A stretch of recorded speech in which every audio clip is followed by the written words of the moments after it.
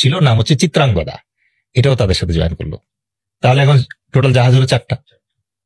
এই 4টা জাহাজ মিলে রওনা দিল, এবং তারা যখন খুলনা শিপইয়ার্ডের কাছাকাছি পৌঁছালো তখন 4টা জাহাজ কি কি ছিল? পানভেল, চিত্রাঙ্গদা, পদ্ম, পলাশ। এই পলাশের ইঞ্জিন রুম আর্টিফিশিয়াল ছিলেন আমাদের বীরশ্রেষ্ঠ রুহুল আমিন। ঠিক আছে, খুলনা শিপইয়ার্ডের কাছাকাছি যখন এসে পৌঁছালো এই 4টা জাহাজ, তখন তারা আকাশে 3টা জঙ্গি বিমান দেখতে পেল। ওই দিন তারিখ কত? 10ই ডিসেম্বর। যুদ্ধ শেষ হয়েছে কয় তারিখে? 16 ডিসেম্বর। 10ই ডিসেম্বরে অলরেডি যশোর ক্যান্টনমেন্ট 6 তারিখে পতন হয়ে গেছে।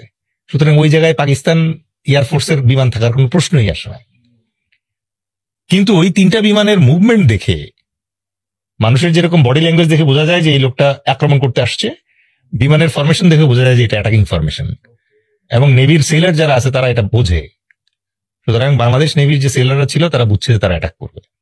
এটা বুঝে তারা পারমিশন চাইলো ক্যাপ্টেন মনীন্দ্রনাথের কাছে, কারণ উনি হচ্ছে এই পুরা নৌবহরের প্রধান।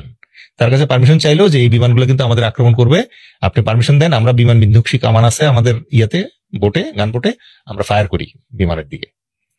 কিন্তু উনি দূরবীন দিয়ে চেক করে বললেন এটা তো ইন্ডিয়ান সি হক বিমান, এটা তো গুলি করার দরকার নেই। কিন্তু চোখের পলকে ওই বিমান ঘুরে এসে ফার্স্টে পদ্মের উপরে বম্বিং করলো। এটাকে বলে স্কার্ফিং করা আর কি, গুলি করে গেছে, এবং এতে পদ্মের যে ইঞ্জিন রুম আছে ওটা আগুন ধরে গেছে।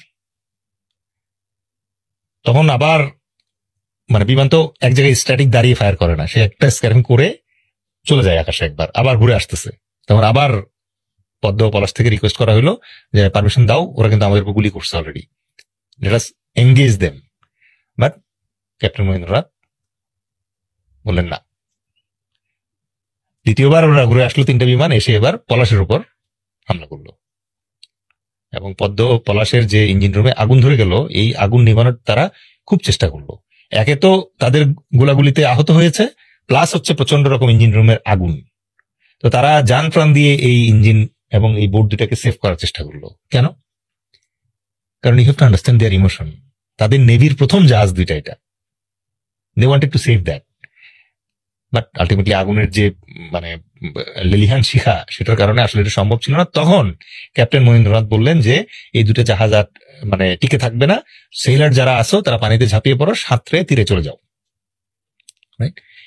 তীরে যখন পৌঁছালো, অলরেডি বীরশ্রেষ্ঠ রুহুল আমিন সে গুলিতে আহত, প্লাস হচ্ছে আগুনের কারণে শরীর পুড়ে গেছে। এই মুমূর্ষ অবস্থায় উনি তীরে গিয়ে যখন পৌঁছালেন, গিয়ে দেখেন যে রাজাকার ওয়েট করছে, এবং রাজাকাররা তাকে বেরোট দিয়ে খুঁচিয়ে খুঁচিয়ে ওখানে মেরে ফেলে। এখনো রূপসার তীরে তার এই সমাধি আছে, যেখানে তাকে কবর দেওয়া হয়েছিল। এইটুকু পর্যন্ত ঘটনা ঠিক আছে। মানুষের মনে প্রশ্ন কখন আসে, পদ্ম পলাশ আক্রান্ত হলো, পানভেল এবং চিত্রাঙ্গদা কেন আক্রান্ত হলো না? So this is a historic twist. আচ্ছা, আমাদের বীরশ্রেষ্ঠ রুহুল আমিন যে, সে কি স্পেসিফিক্যালি কারোর সাথে যুদ্ধ করতে গিয়ে বীরশ্রেষ্ঠ হয়েছে? এখানে না, এখানে তার বীরশ্রেষ্ঠ হওয়ার তাৎপর্য হচ্ছে সে বাংলাদেশ নৌবাহিনীর প্রথম যে জাহাজ, সেই জাহাজকে বাঁচাইতে বাঁচাইতে জান দিয়েছে। So that is the gravity of his martyrdom, right? এরকম ঘটনা তো আরো আছে। পাকিস্তান বাহিনীর সাথে সম্মুখ সমরে যুদ্ধ করেই যে সবাই বীরশ্রেষ্ঠ হয়েছে তা তো না। বীরশ্রেষ্ঠ মতিউর রহমান, উনি তো বাংলাদেশ পর্যন্ত আসতেই পারেন নাই। উনি একটা বিমান ছিনতাই করে নিয়ে ইন্ডিয়াতে এসে ক্র্যাশ করে মারা গেলেন। কিন্তু তার যে এই সাহস, দুঃসাহস, যে পাকিস্তানের বিমান ঘাঁটি থেকে বিমান ছিনতাই করে উনি চলে আসতেছেন, এবং এই ঘটনার কারণে মুহূর্তের ভিতরে পুরো বিশ্ব জেনে গেল যে বাংলাদেশে একটা স্বাধীনতা যুদ্ধ হচ্ছে।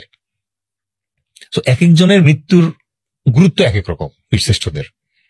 দুঃখের বিষয় যেটা, সেটা হচ্ছে যে বীরশ্রেষ্ঠ রুহুল আমিনের মৃত্যু বীরশ্রেষ্ঠ হওয়ার মতোই মৃত্যু।